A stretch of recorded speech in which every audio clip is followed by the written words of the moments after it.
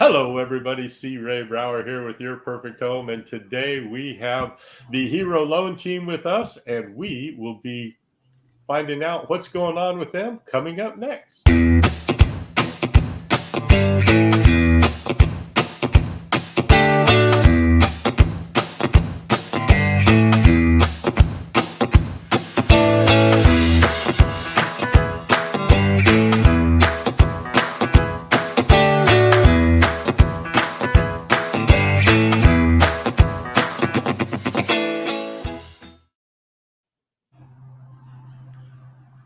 And we are back. So, how are you guys today? Doing wonderful. Yeah, excellent. Yeah, Great. excited for the new year. Right. Here we are in 2023. That's right. And off to a rapid start. So, Yes. how was you guys' New Year's? Mine was good. No complaints. Had a good time. Got to spend some time with family and enjoy the end of the year before knowing that there's a lot of work ahead of us in the new year and having to get off to it. Right. There you go. Yeah. There you go. Yeah. Yeah. How about you, Michelle? Yeah, a lot of rest, a lot of relaxation. Didn't do too much exciting stuff. Just like Zack said, I know that we're just really excited, ramping up, thinking January is going to be really big. So really excited about it. Perfect. As long as you got to spend a little me time, that's perfect. Yeah, that's perfect. Definitely. How about you? We was just kind of laid back here at home. We had a big Christmas thing at my boy's house, and then we just kind of sat at home and waited for the ball to drop for the third time. They say it's live, but let's see. It's the New York ball. I knew it dropped a long time before we. Yeah, that's right. That's right.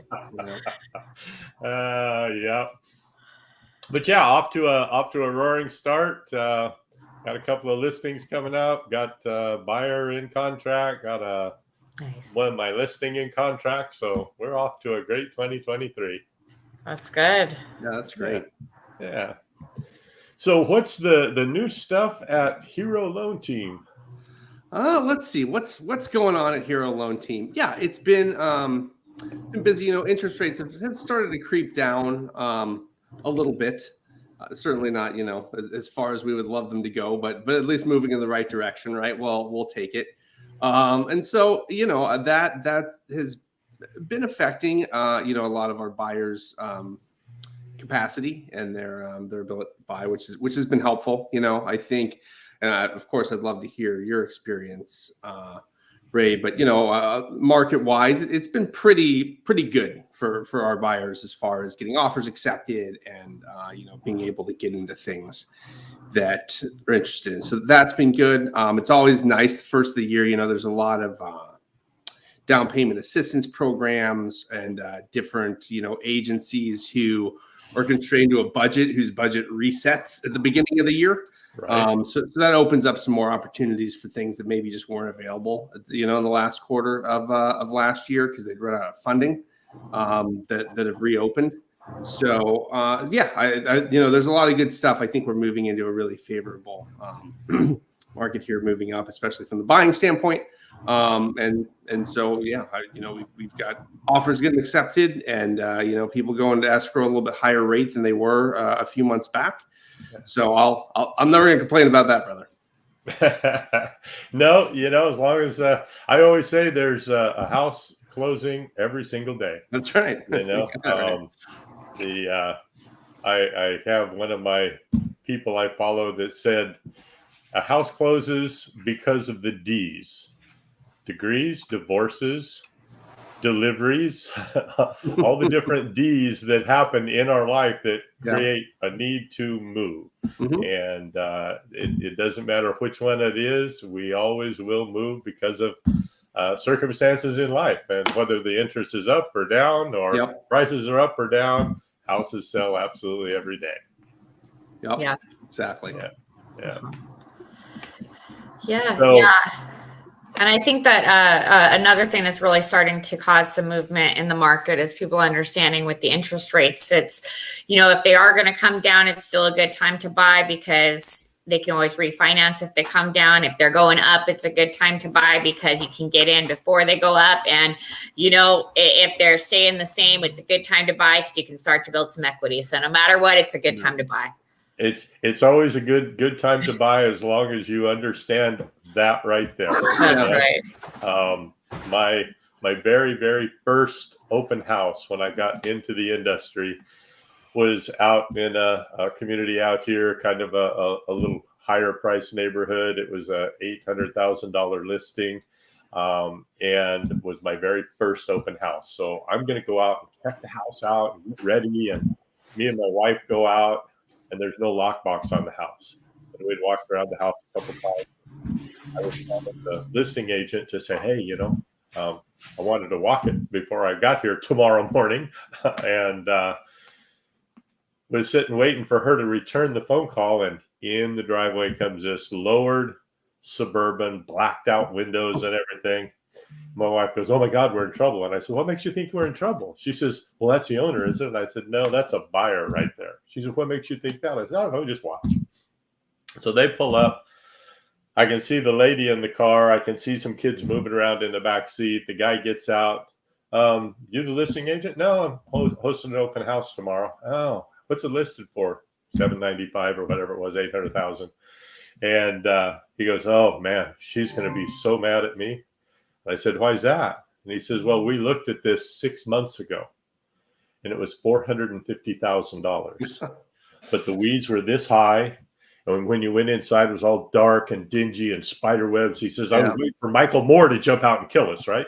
And I said, well, I guess that's something you're going to have to deal with her. And about that time, she gets out with the two boys and they start running around. She starts asking questions and I start asking questions, and came down to they wanted to move out in the country to get their boys out of the school district they were in and into a better school district and a place where they could build memories and put a swimming pool in if it didn't have a swimming pool and have all their friends over.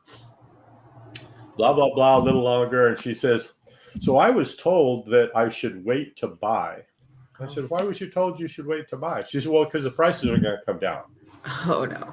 And I said, well, I guess you could wait for the prices to come down, but really and truly, there's never a bad time to buy a home.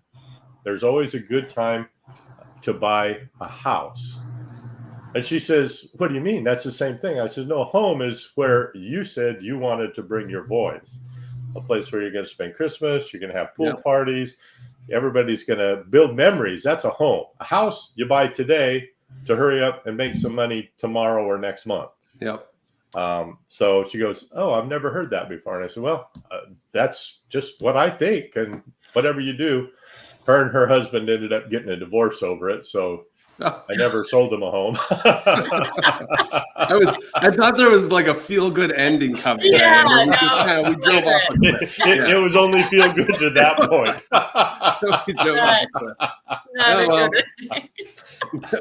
But a good moral, nonetheless. It was. Exactly. You could Still get was a divorced good and you moral. can buy a house today, right? Or a home, excuse me. Buy a home today. It doesn't matter today. Save your marriage, buy a home today. We found your new marketing slogan for 2023. Right? That's right. That might be better than C. Ray to find your perfect That's home. right. Huh? Save your marriage, buy a home today. That's funny. Lord. Good one.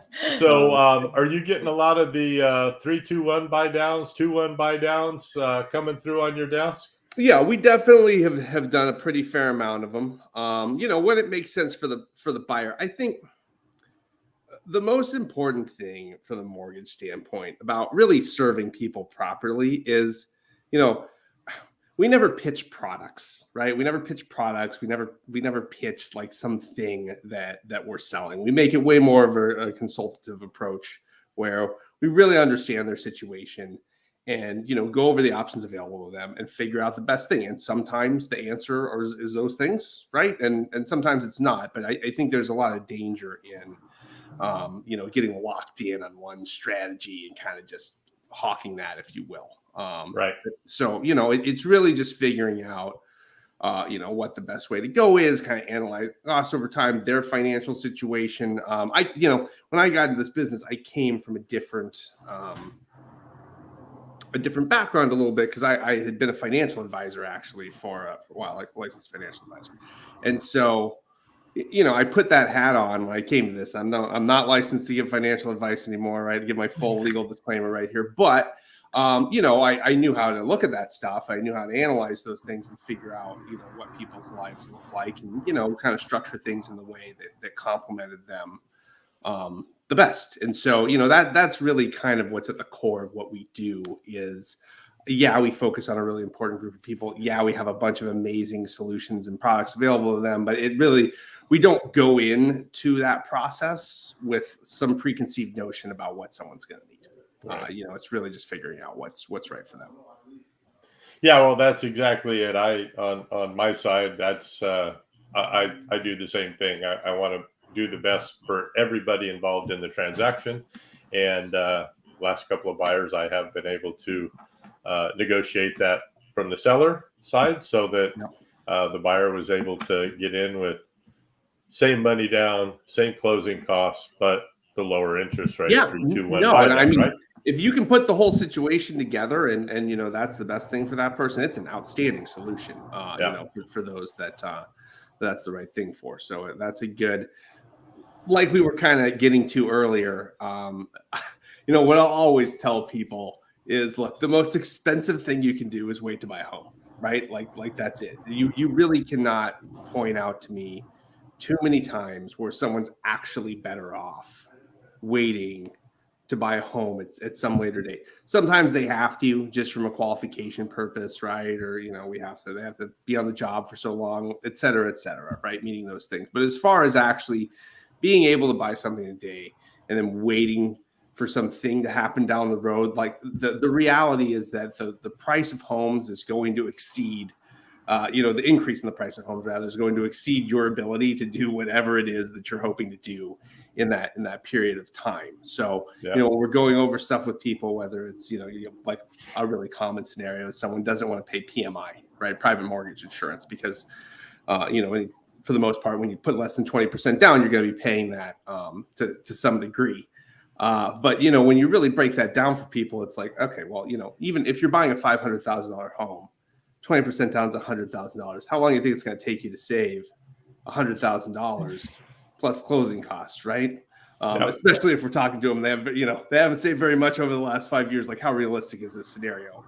But even if you could, in the time that you're saving up that $100,000 to save on the PMI, which is going to cost you, not very much over that period of time, right? The house went up $250,000. Right. And so that is not something that actually saved you money over time. Yes, you avoided some fees, but as far as one scenario was way more expensive than the other. Right.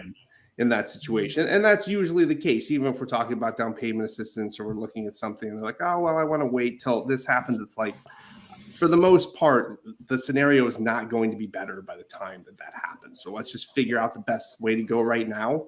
And get your foot in the door. And, a lot of times I think in this market, and I'm sure you've seen this too, people have had to be a little bit more flexible with, with the homes they're looking at, with, kind of opening up their geographic,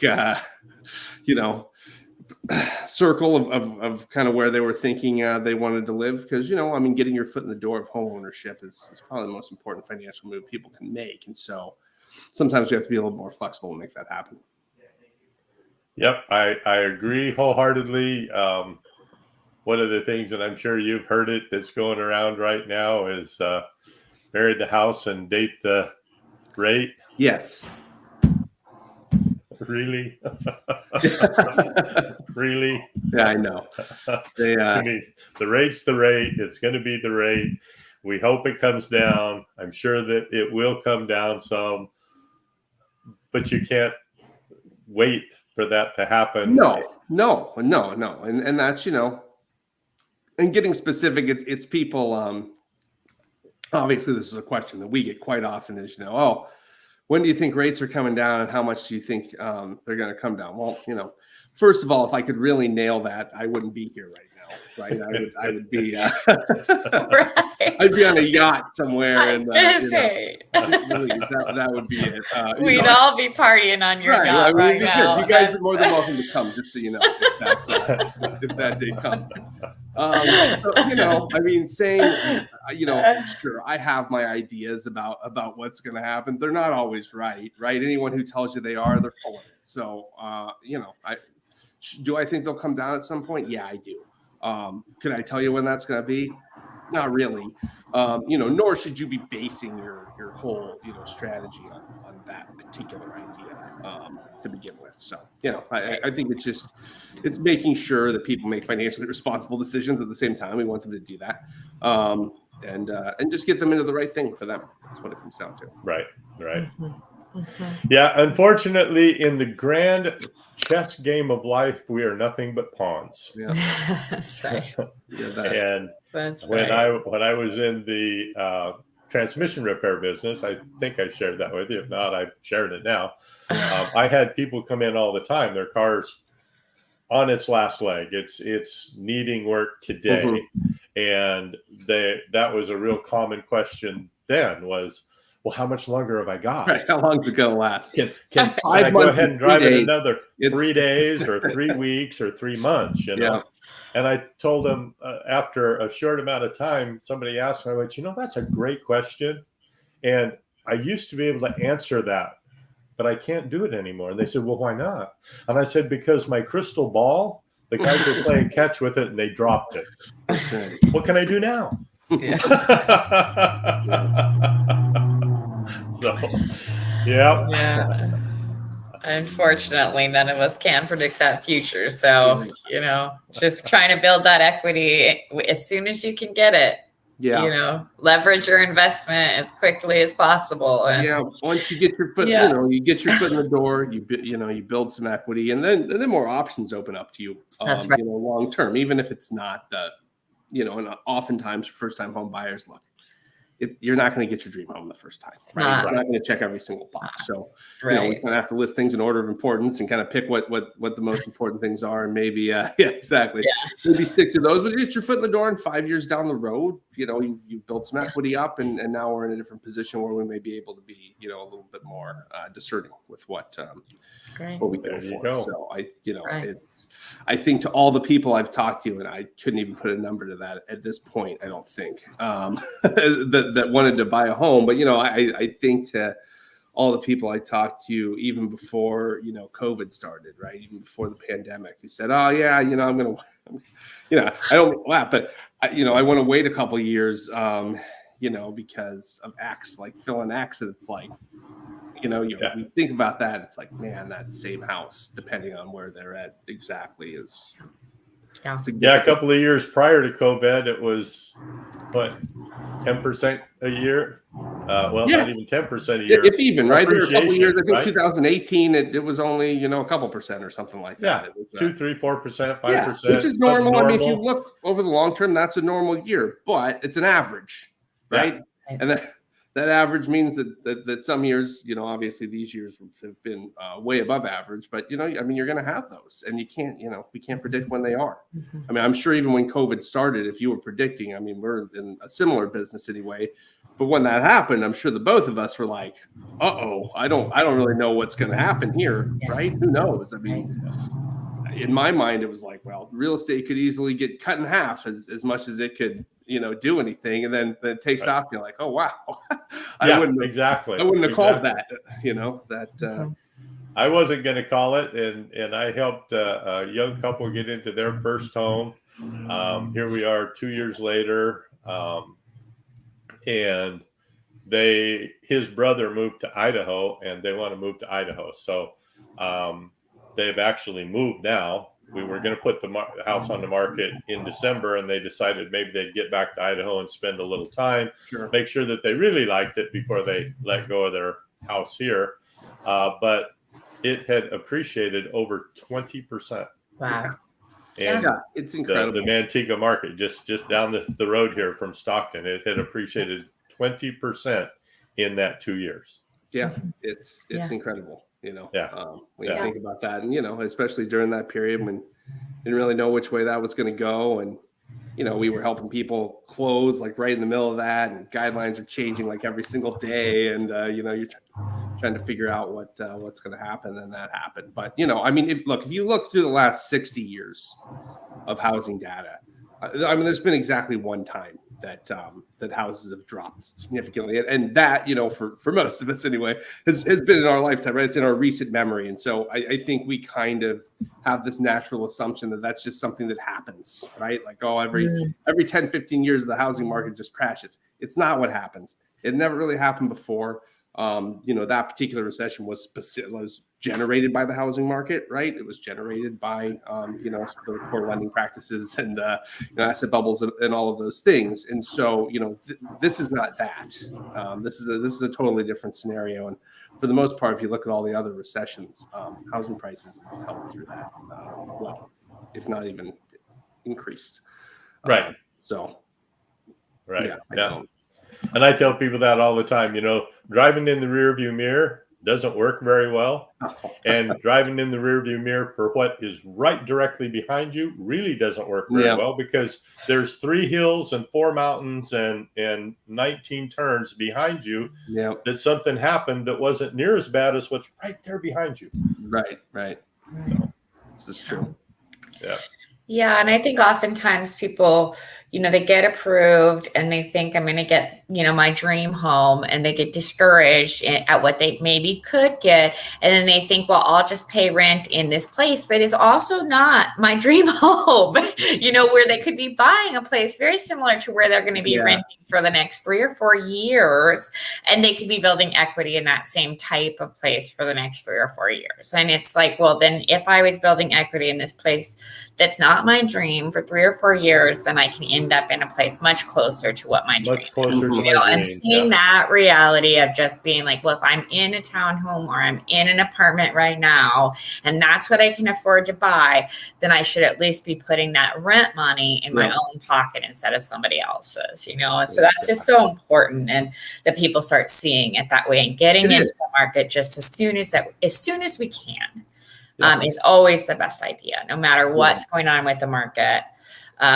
Because like Zack said, it's pretty much it's important for anyone who is not currently a homeowner to just look at that and figure out a solution to get the foot in the door, start building equity, and we can slowly improve that situation over time. But if we never get our foot in the door, it's very, very difficult to do. Yep. Hard to win the race if you're not in the race. It is. That's right. Can't win the lotto unless you play. That's right. Those types of things. Yep, for sure. Very good. Well, great. It's been wonderful, you guys. I really appreciate your time always. I killed the banner. I noticed it was a different setup today. Yeah. It's a little different setup today. And when I was trying to put the banner up, I killed it. And it was time to go on. So we didn't have a banner. So why don't you give us your contact info, the phone number and email address, so people can get hold of you. Sure. So just info@heroloanteam.com. It's a great way to get a hold of us. Email. The corporate number is area code 805-601-6272. Perfect. Everybody go out and be the sunshine in somebody's rainy day. If you need anything from the Hero Loan Team, you just got their information. You can reach out to me, and I always have their information, and we'll get you forwarded to them immediately. You remember to see Ray to find your perfect home. And if you need a referral for anything else besides the Hero Loan Team, you can reach out to me with a direct message and or text message. We'll talk to you all real soon. Thanks.